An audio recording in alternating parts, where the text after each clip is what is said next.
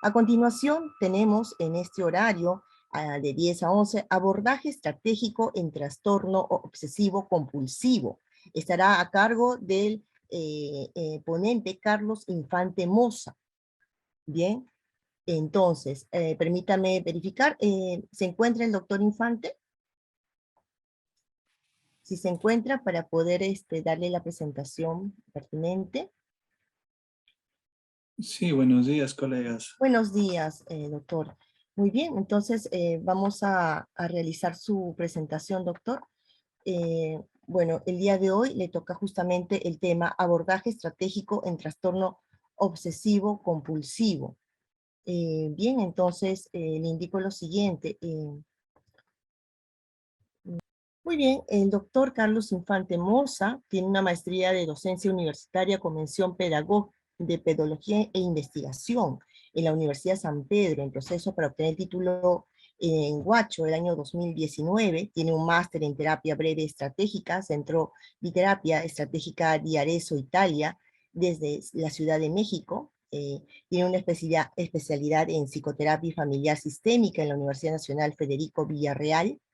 Asimismo, tiene un título en licenciado en psicología en la Universidad Peruana Unión. Su experiencia radica básicamente en el Instituto Nacional de Salud Mental Honorio Delgado Hideyo Noguchi, en el cargo de psicólogo clínico y psicoterapeuta. Asimismo, tiene experiencia en el Centro de Salud Bellavista Perú, Corea Red Salud, Pebeca, Direza, Callao, así como también el Hospital Román El Guavil Pando, Red de Salud Oxapampa, Direza, Pasco.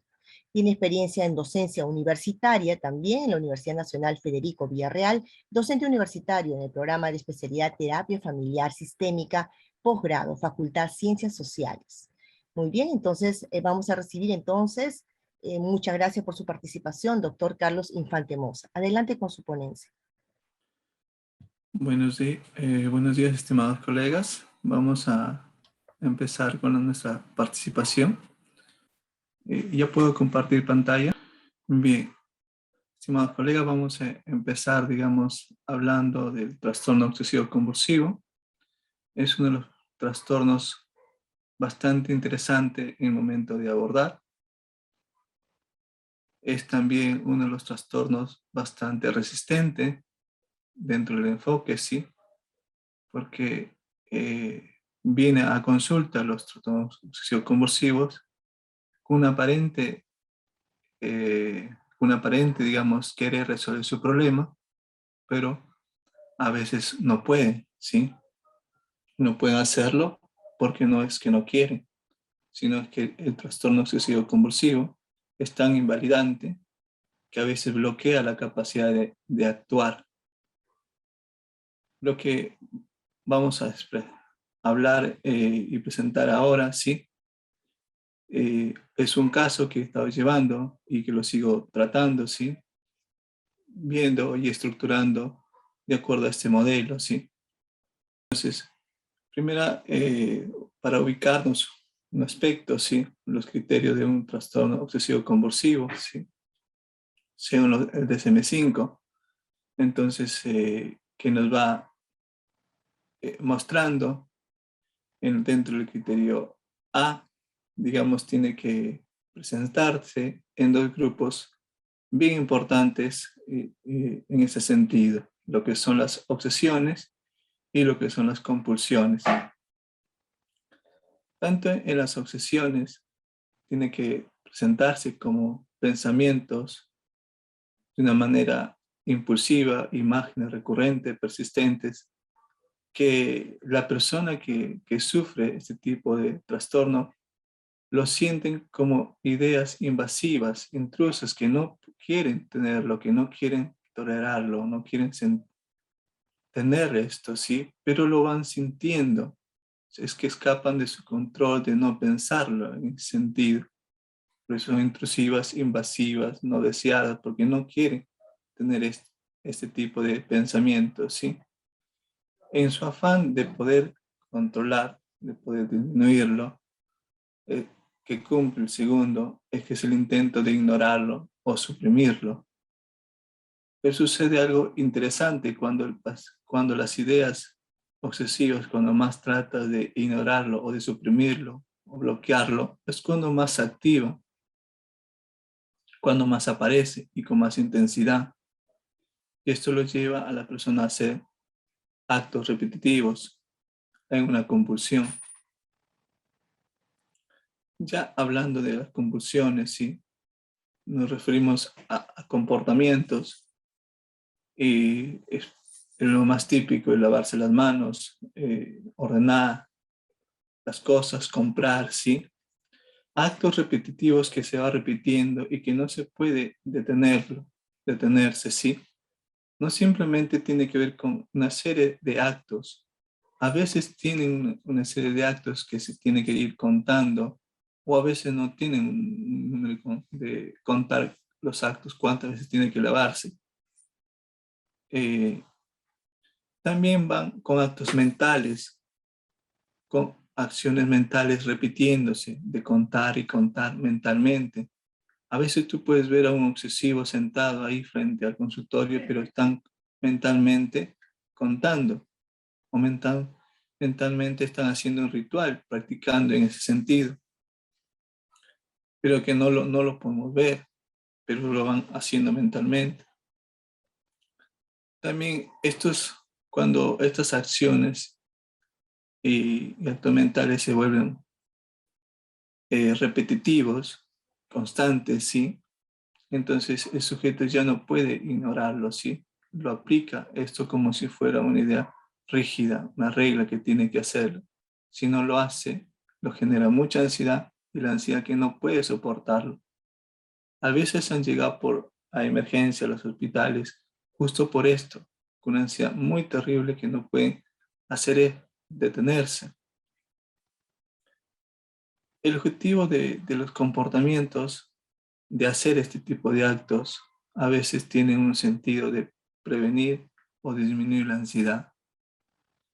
Es algo interesante porque cuando tratas de hacer este acto, lo hace con un propósito de disminuir, de no sentir, de no pasar esta ansiedad.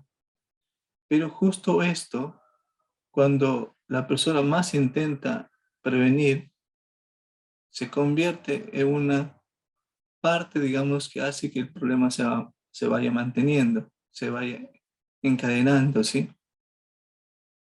Entonces, esto nos dice el criterio A.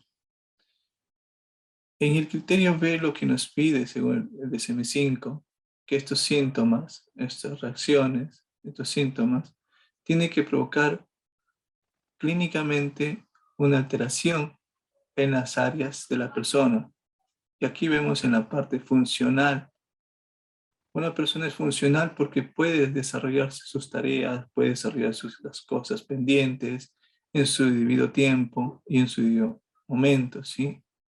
Cuando una persona deja de ser funcional en el aspecto laboral, cuando se distrae, cuando presenta un mal trabajo, cuando ya no presenta a la fecha, entonces, tal vez por una idea, por un pensamiento que se va diciendo, tienes que hacerlo mejor y mejor y mejor, revisando el trabajo, y ese trabajo se va demorando en presentarlo. Entonces, tenemos que ver en la parte funcional y qué área de la persona también se va deteriorando un poco más. Entonces, todos estos síntomas tienen que generar una alteración significativa y eso también nos permite diferenciar de un acto que podemos repetir y que esté en proceso de convertirse en una obsesión.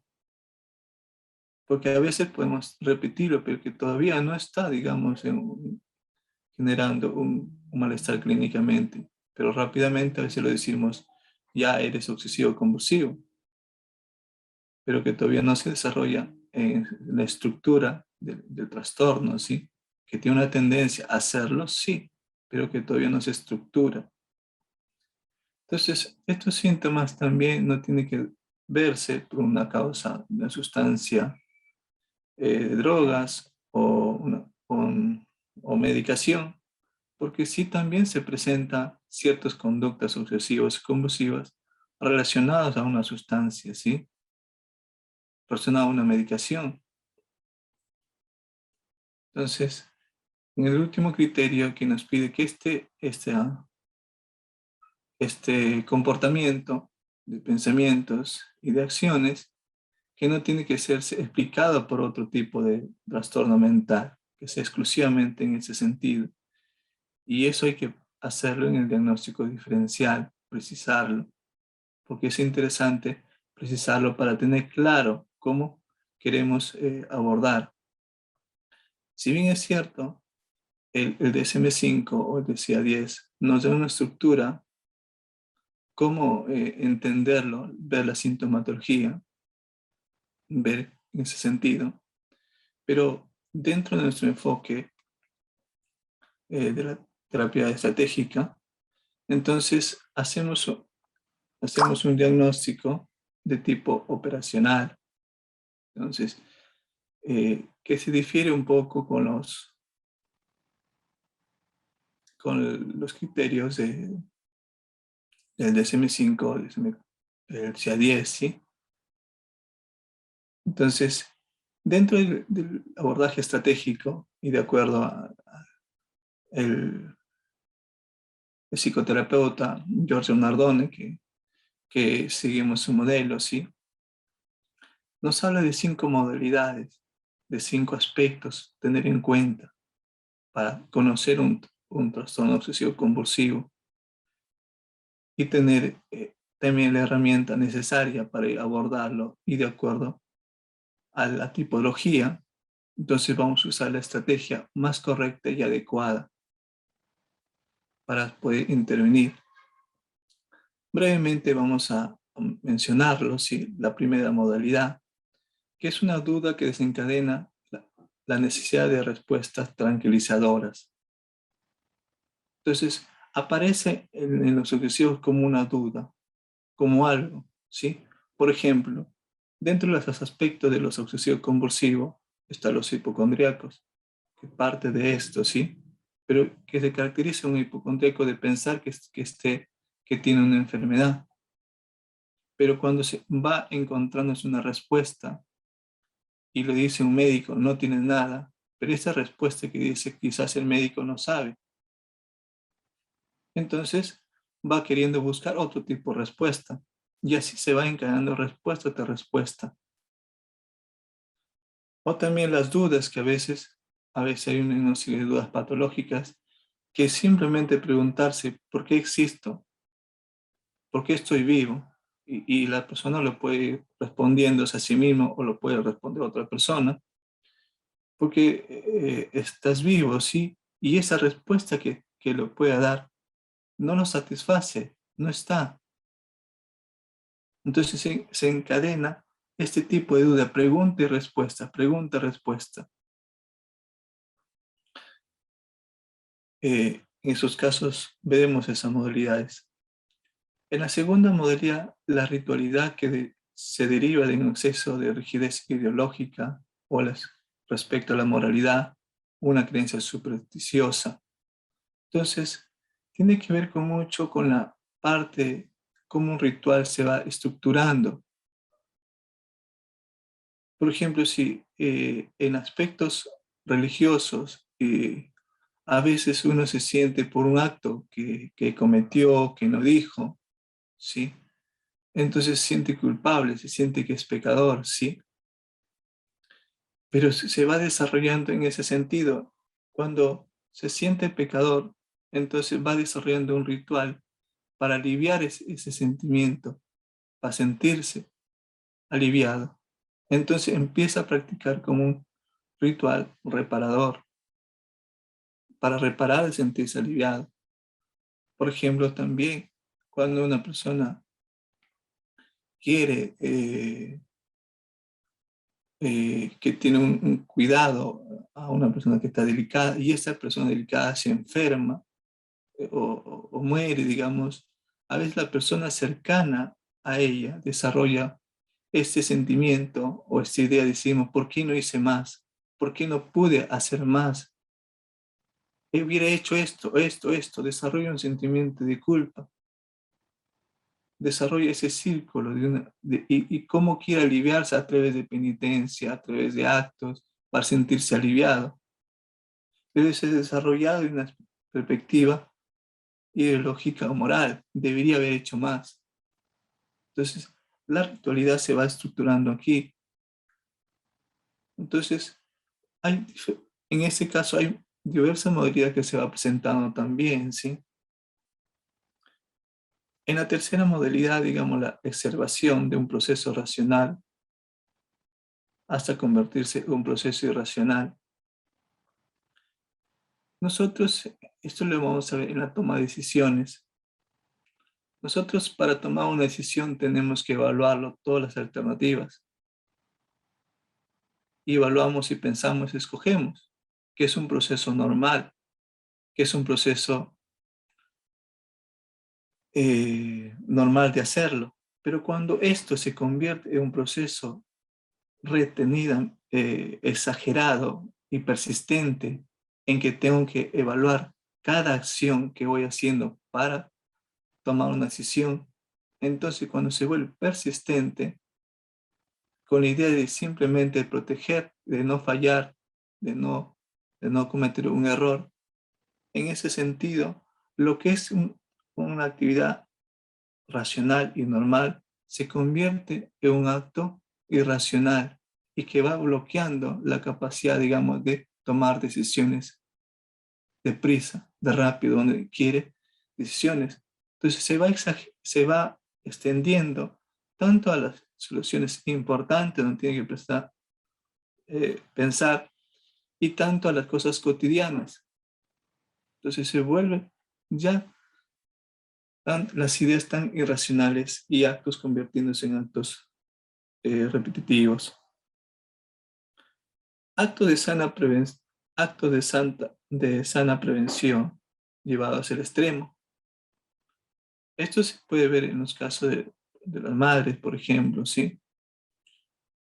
Cuando tienen hijos pequeños o cuando tienen hijos adolescentes, ¿sí?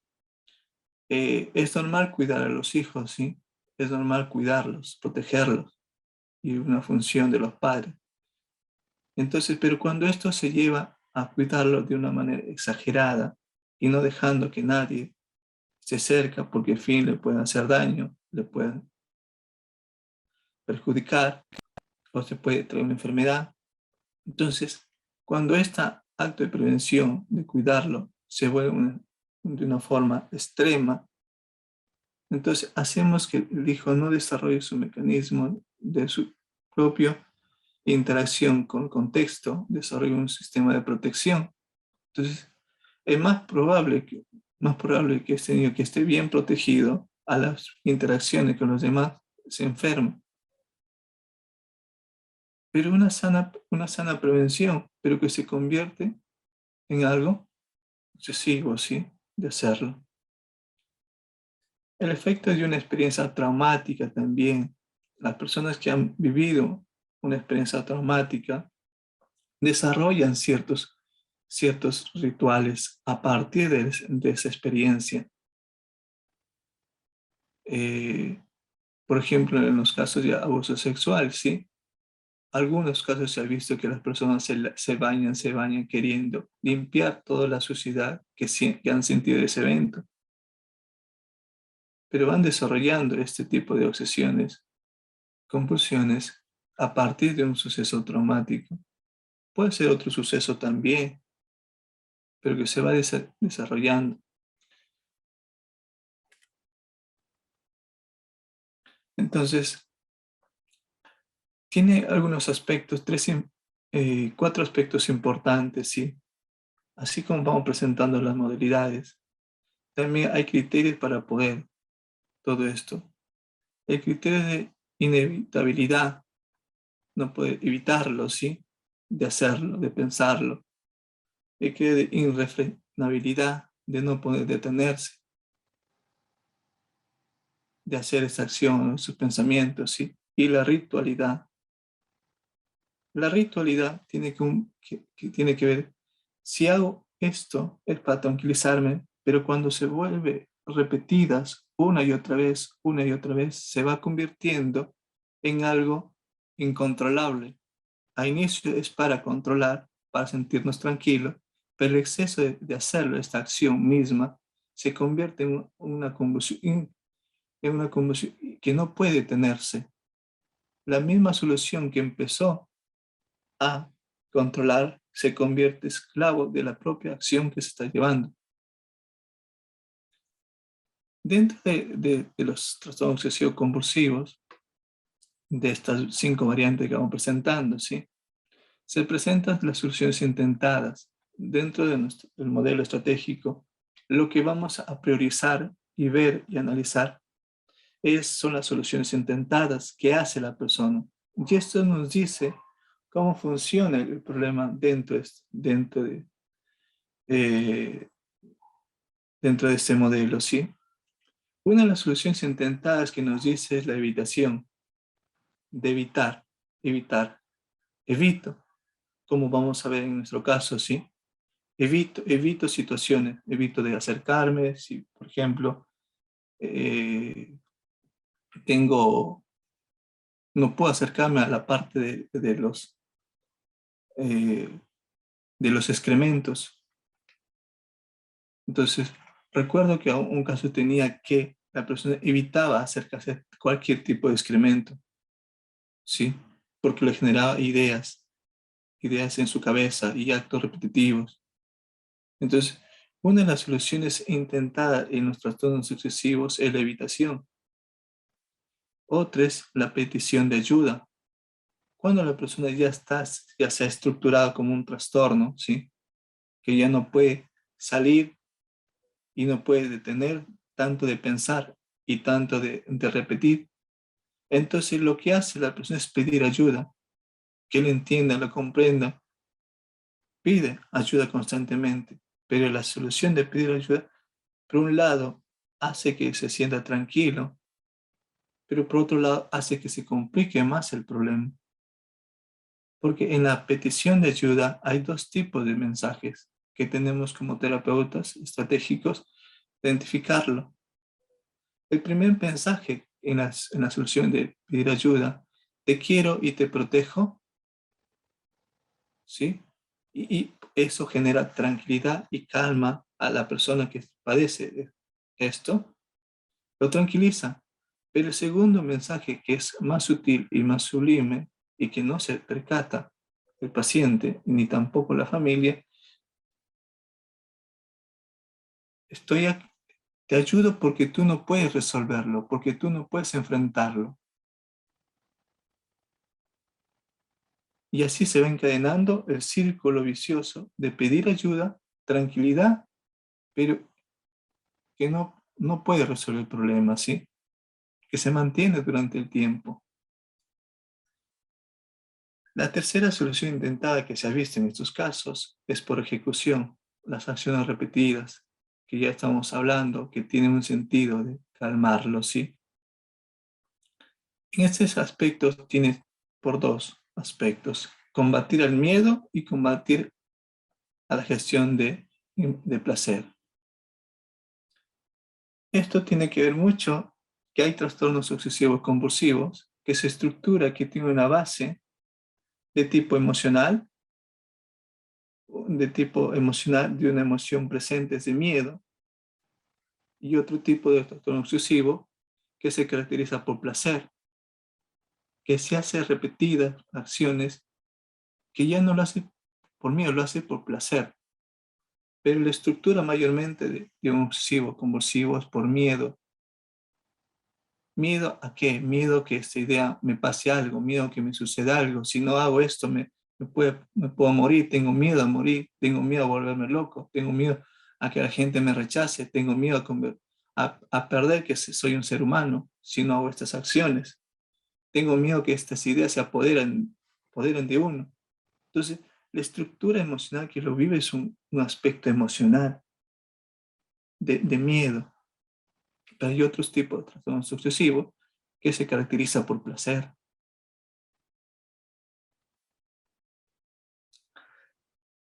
Y hablando de los rituales y de esas acciones que se repiten, hablamos de un ritual preventivo, antes que suceda, antes que, antes que suceda, ¿sí? Si tengo una idea de, que me voy a contaminar, que me voy a ensuciar. Entonces alejo. El primer ritual es de alejarme, evitar, prevenir, no estar allí. Y así voy evitando. Es un acto repetitivo. Si se repite varias veces, es un acto preventivo. Ahora, ya no pude, ya lo toqué, ya me ensucié. Entonces viene el acto reparador. ¿Cómo reparo que ya estoy sucio? ¿Cómo reparo que ya hice? Entonces, lavo las manos, repito ciertas cosas, me castigo, de acuerdo a la obsesión que va teniendo, ¿sí? Los actos repetitivos tratan de reparar lo que ya está.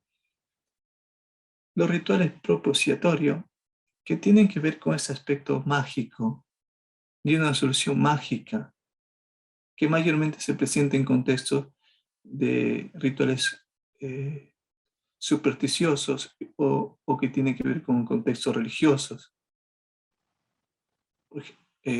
A veces en ese contexto religioso, ¿sí? Se va presentando estas soluciones. Hay casos donde, por ejemplo, que de gente o incluso de pastores o padres, ¿sí? Que a veces piensan que han hecho una blasfemia hacia Dios, ¿sí? Y a veces merecen ser castigados. Entonces, que esperan a través de esa acción purificarse. Pero esas acciones tienen un contenido de algo mágico en este aspecto. Entonces, a eso se refiere con aspecto propiciatorio, ¿sí?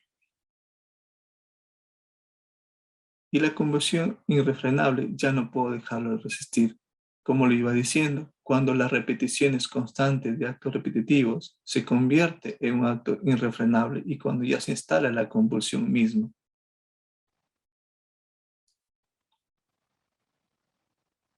Entonces, lo que vamos a ir presentando en nuestro caso, ¿sí? Es una señora con estudio superior, no presento el nombre, ¿sí? Es casada y tiene un hijo de 1 año.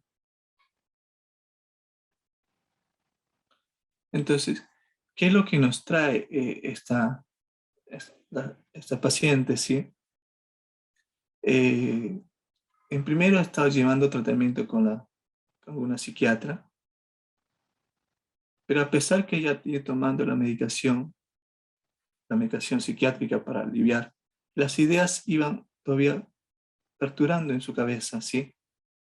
Ideas, digamos, de contenido de estar sucio, de estar sucia, digamos, de no ella en ese aspecto. Y tanto ha sido que estas ideas que va teniendo, por más la medicación que ha ido tomando, no desaparece, no sale. Dice, pero si yo estoy tomando la medicación correspondiente, que me corresponde, que me toca, y sigo al pie de la letra de la indicación de la psiquiatra, pero no desaparece esta idea. Y es cierto, la medicación psiquiatra ayuda, te tranquiliza, te calma, pero no te resuelve un problema mental. Allí está el abordaje terapéutico, porque desaparecer una idea irracional no es simplemente una medicación. Tenemos que hacer una reestructuración de ese sentido. Entonces, dentro de la cabeza de mi paciente, iba con esa idea que yo estoy tomando medicación, pero no desaparece y cada vez se sentía más impotente y frustrada cuando lo vi por primera vez. No puede estar, no podía estar cerca de su familia, eh,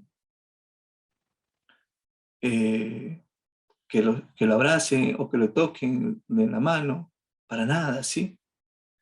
Durante en la casa donde ella vivía, para más tiempo encerrada en su habitación, en la casa segundo piso, ¿sí? Pero no en las salas. No podía estar, si entraba de fuera de la calle, entraba directamente a su cuarto. Y en su cuarto estaba con su niño. Pero no dejaba que nadie venga venga y suba allí. Y cuando venía y cuando tendría que salir afuera, y sí lo hacía, pero lo hacía tan angustiada y tan desesperada que pasaba por tacho y basura, tenía que cambiarse de la calle, tenía que alejarse de una cuadra, ¿sí? Pero que no podía estar ahí y hacía rápido y venía. Entonces, las primeras acciones que era lavarse y bañarse, y demoraba un promedio de media hora a una hora en la ducha para bañarse. Y lavarse las manos lo hacía varias veces. Con cierta precisión, no me dijo el número de veces, simplemente lo hizo hasta sentirse que estaba limpia. A veces hay que preguntar si hay un número de veces de lavarse, repetirse, ¿sí? Algunos te lo cuentan, algunos te lo dicen, pero otros tienen que sentir la sensación que ya está aliviada.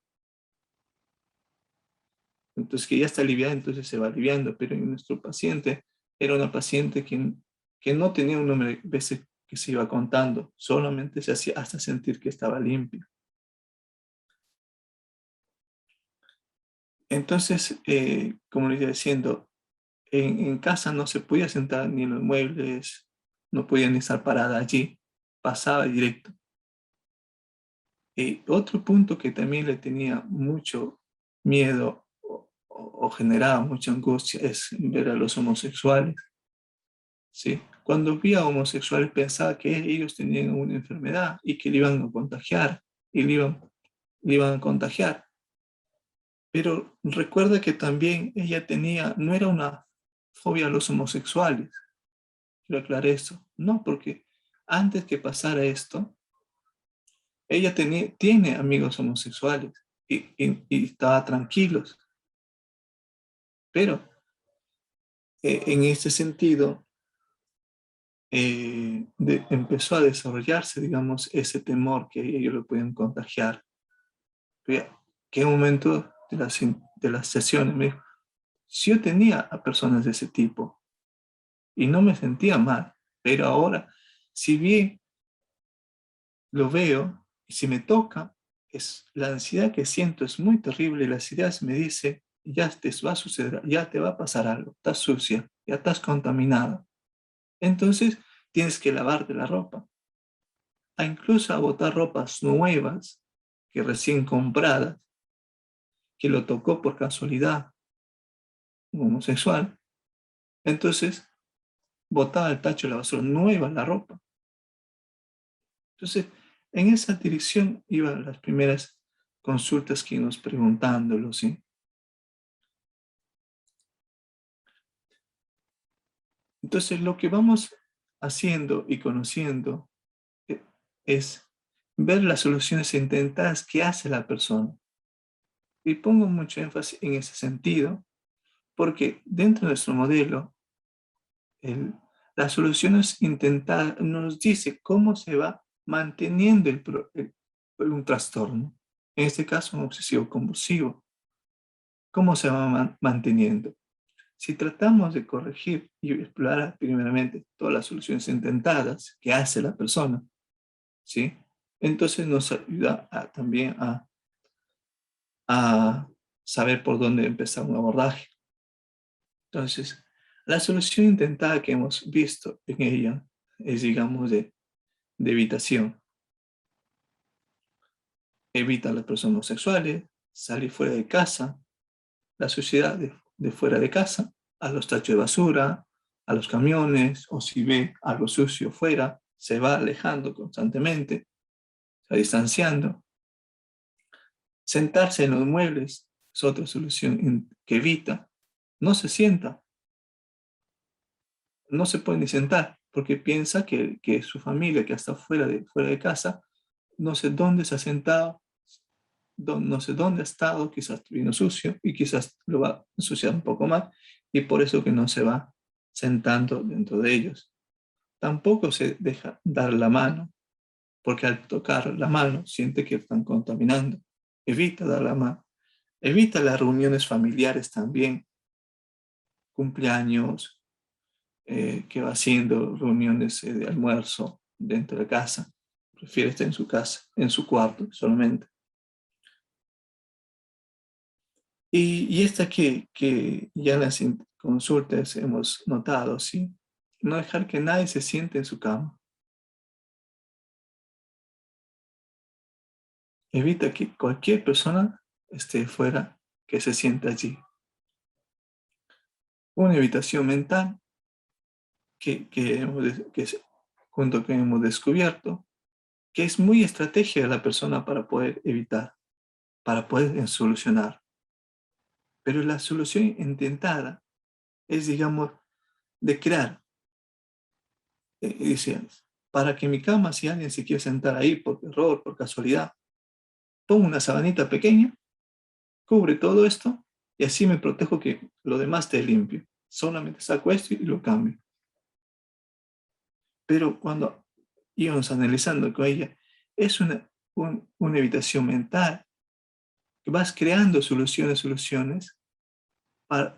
una moda para resolver el problema, pero en realidad esta solución mental es una evitación para que el problema se siga manteniendo.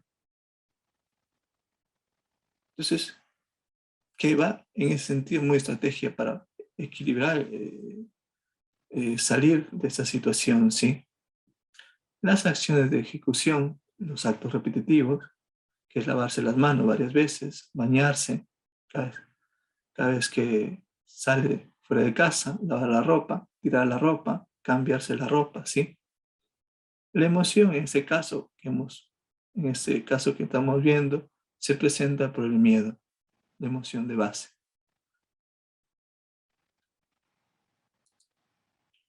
Entonces, viendo el tipo de resistencia y viendo también las verbalizaciones de nuestro paciente, que dentro del modelo hay 4 tipos de resistencia, que es el tipo colaborador, que es un paciente muy conocido, que te puede decir, sí, voy a seguir todas las indicaciones y te lo hace.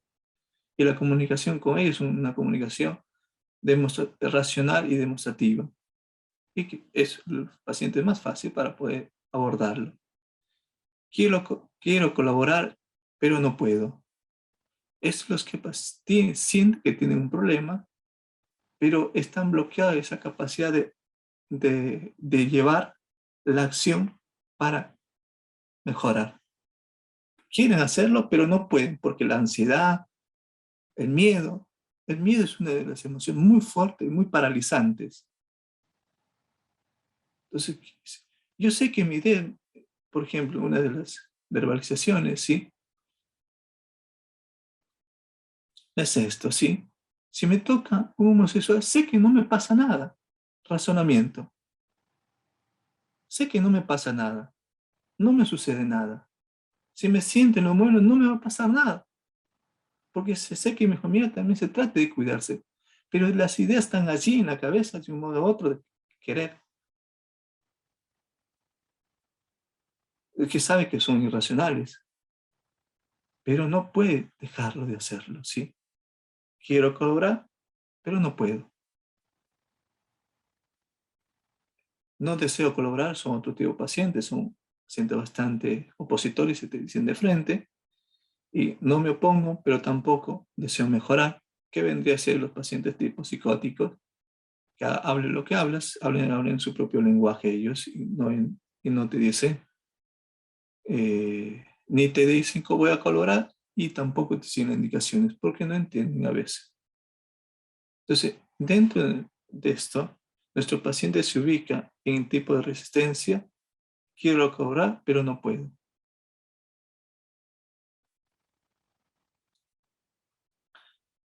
Junto con las primeras sesiones, donde hemos visto el motivo, donde hemos visto las soluciones intentadas, la emoción de base, ¿sí? Entonces, nuestra primera es identificar el problema, qué nos trae, en qué tipo de modalidad se encuentra, en la primera, en la segunda, en la tercera. Entonces, identificamos, ¿sí? Identificamos las soluciones intentadas y establecemos una relación terapéutica también, ¿sí? Con los obsesivos compulsivos tienes que mostrarte con un sentido muy amable y muy cortés, pero a la misma vez brindar la seguridad que tú entiendes cómo funciona el problema y que lo vas a resolver. porque con un obsesivo compulsivo es una persona bastante racional, bastante inteligente, preparada. Y ellos van evaluándote constantemente a ti también, desde cómo estás vestido, desde cómo lo dices, de cómo vas interpretando. Por un lado, tienes que ser bastante amable y bastante cortés, pero a la misma vez tienes que mostrarlo que eres el experto y demostrar el experto que sabes cómo funciona el problema de un obsesivo compulsivo y cómo vas a solucionarlo. Porque esta función es donde a él le va a dar seguridad, que no está frente a un novato, frente a un psicólogo, un terapeuta que no tiene experiencia en ese sentido. Tienes que hacerle sentir que puedes, que estás capacitado para entenderlo y resolverlo. Trabaja ese tipo de relación. Es muy importante trabajar. Dentro del enfoque estratégico tenemos tres cosas: la relación, la comunicación y la estrategia.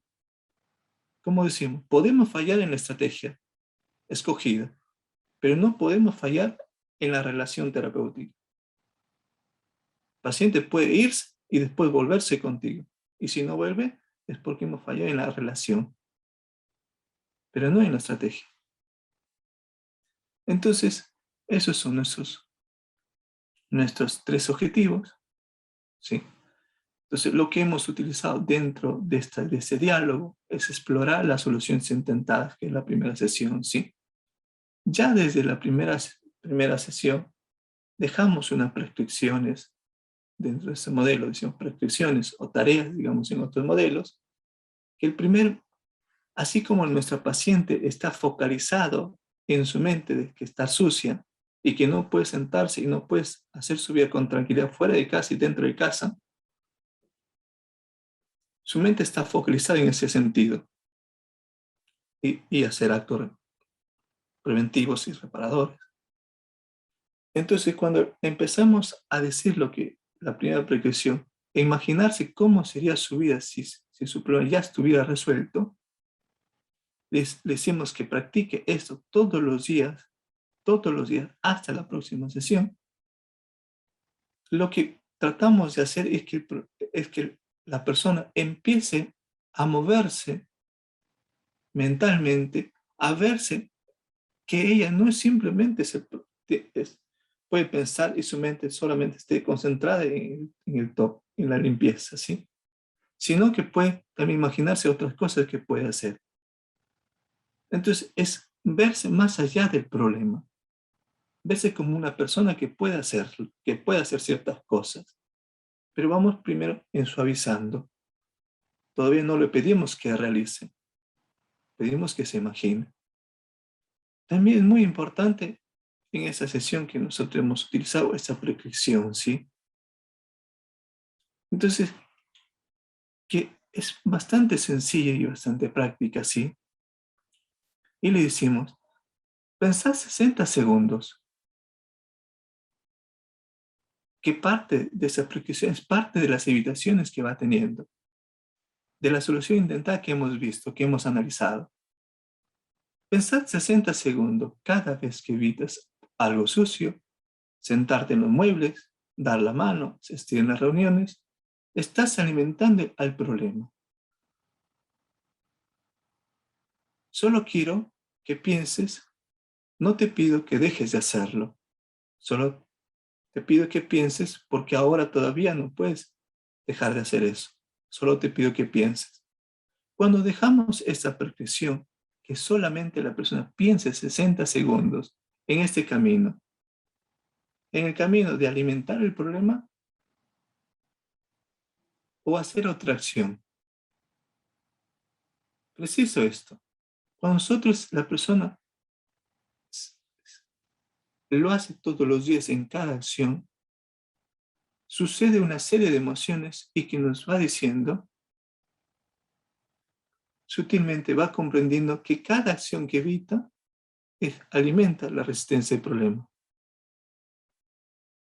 Pero también para su seguridad y su tranquilidad, decimos, ahora no te pido que dejes de hacerlo, solamente que tomes partir esos 60 segundos en pensar cuál camino vas a elegir, vas a ir.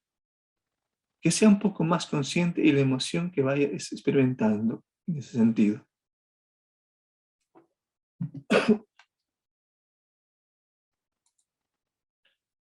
En la segunda sesión, ¿sí? Lo que vamos haciendo, lo que hice, reviso las prescripciones y los cambios que se ha ido logrando, ¿sí? La persona se puede imaginarse durante la primera prescripción que pudo verse charlando, sentándose en los muebles, saliendo de la casa con más tranquilidad y menos ansiosa, ¿sí? Y siendo espontánea para poder hablar con los demás. Es lo que nos dijo. Me imaginé hablando, conversando como era antes, con mis amigos, mis amigas, con mi familia, estando en casa, sentada. Imaginé haciendo eso, ¿sí? Empezó su mente a ver que sí puede hacerlo, ¿sí?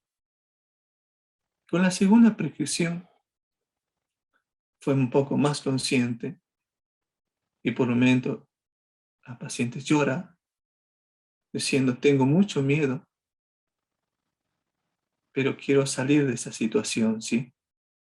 O sea que cada vez que evito,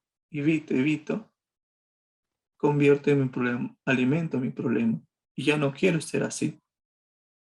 Una experiencia mucho más emocional donde es más consciente para que siga la indicación. Durante este proceso es muy importante también reestructurar esta emoción que va experimentando. A veces las personas que tienen miedo a tocar algo sucio, que puede, si no se lava o no se limpia la ropa, ¿sí? Si no se tira con una solución, hay que reestructurarlo, porque ellos lo ven como esto muy angustiantes y muy desesperantes, y que no van a poder resistirlo. Entonces, usamos una reestructuración del miedo, a este miedo que tiene, que genera. Entonces, la verbalización, como vamos haciéndolo, ¿sí? Es en ese sentido. Salir de esa situación, muy amable, lo decimos, salir de esa situación no es fácil. Vas a tener momentos de angustia, de mucho miedo, y tal vez piensas que no puedes soportarlo y que es necesario pasar estos momentos angustiosos. Y aquí viene el mensaje preciso para ella. A pesar que tu mente te contradice, que no puedes, que no puedas salir de esa situación, pero cada situación de angustia que vayas sintiendo y experimentando, pero esta angustia te va a servir para poder ir convirtiéndote en una mujer segura de sí misma. Esta angustia que evitas pasarlo, que evitas no enfrentarlo, que conduce al problema, pero si tú te permites sentir en ese sentido esa angustia, ese miedo, esa angustia no será para construir un problema, sino será para construir seguridad y verte una mujer segura. Entonces, allí vamos reestructurando el miedo a esa angustia que va experimentando, pero haciéndolo que es necesario pasarlo esa angustia. Y no lo ofreces, digamos, no sentir angustia, sino lo hacemos entender que es necesario esa angustia. Esa angustia no es para aumentar su problema, esa angustia es para convertirla en una mujer segura y una mujer que puede salir de esa situación y que puede sentarse en un mueble. Ahí va nuestro parafraseo para reestructurar esa emoción de miedo. En esta sesión también usamos la técnica de aplazamiento, que vamos diciéndolo, ¿sí? Y también cómo empeorar, ¿sí? Y también hacemos lo que hemos trabajado en la sesión anterior, así como hemos dejado que se imagine cómo sería su problema, esta vez lo dejamos la misma prescripción, cómo sería su problema si estuviera resuelto, pero que escoja de todo lo que se ha imaginado, de todo lo que se ha imaginado la persona, escoja el aspecto más sencillo y más práctico que lo haga. Entonces ya no simplemente dejamos que se imagine, sino que escoja lo más sencillo, lo más práctico, y lo lleva a cabo.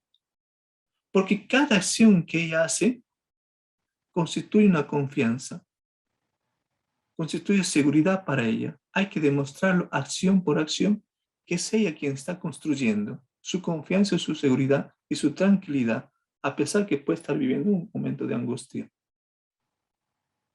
Pero hay que construirlo, que vaya cada acción. Entonces, también en la técnica de aplazamiento, usamos de esa manera. Cada vez que regreses fuera de casa, detente un minuto y no te laves las manos, ¿sí? O si puedes hacerlo un poquito más. ¿Qué es lo que buscamos? Es retrasar el ritual. No le pedimos, colegas, que deje de hacerlo. Todavía no está en condición. Le pedimos que demore, que se aplace. Si lo hace un minuto, es que ya has avanzado. Si lo hace más, es que ya estás avanzando. Y ese minuto es enviarle un mensaje a su cerebro que está pudiendo controlarlo. Entonces, ahí va, es retrasando el ritual.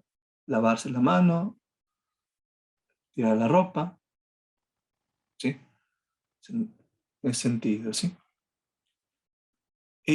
También para ir un poquito, entrando un poco más, en que ella pueda digamos, ser más concreta y ver las cosas que hace, nuevamente dejamos la técnica, cómo empeorar. El cómo empeorar le decimos de esta manera, qué tendrías que hacer y no hacer, pensar y no pensar para empeorar tu problema de manera voluntaria. Es un ejercicio teórico que tienes que hacer y no hacer, pensar y no pensar para empeorar mi problema de manera voluntaria. Entonces, ¿para qué lo usamos esto? ¿Con qué fin? Cuando la persona se siente en su silla, en su mueble, a escribir este ejercicio teórico, va a verificar cada acción que va haciendo y cómo se ha ido manteniendo el problema, siendo más consciente y sea generando que pueda hacer otras cosas distintas. Es hacerlo ver lo que va haciendo de una manera no confrontativa, no directamente, esto no se hace. Le vamos mostrando detenidamente y con amabilidad las cosas que va haciendo. En nuestra tercera sesión, seguimos todavía desbloqueando el problema y vemos los cambios que se ha ido logrando con la paciente. Entonces, lo que vamos logrando es que la paciente pudo estar hablando con su familia, pudo sentarse en el mueble, pero acá nos llama mucho la atención la paciente, muy estratégica, como lo digo.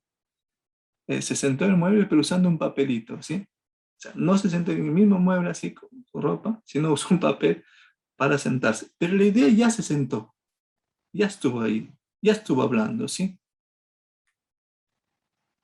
También pudo venir de afuera y demorarse unos minutos para no lavarse las manos. Y nos cuenta que fue un momento angustiante.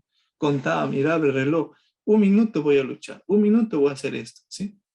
Y al minuto se fue corriendo.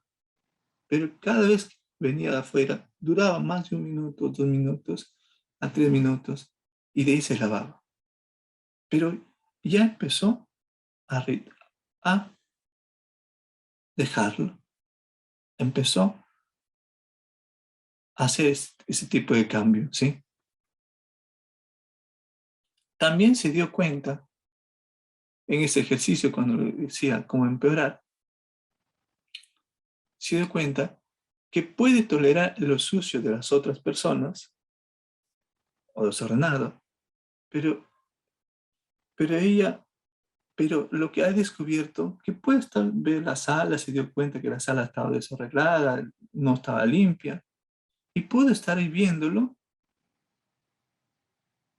y se dio cuenta, yo puedo tolerar la suciedad de otros, pero yo no puedo tolerar mi suciedad, mío.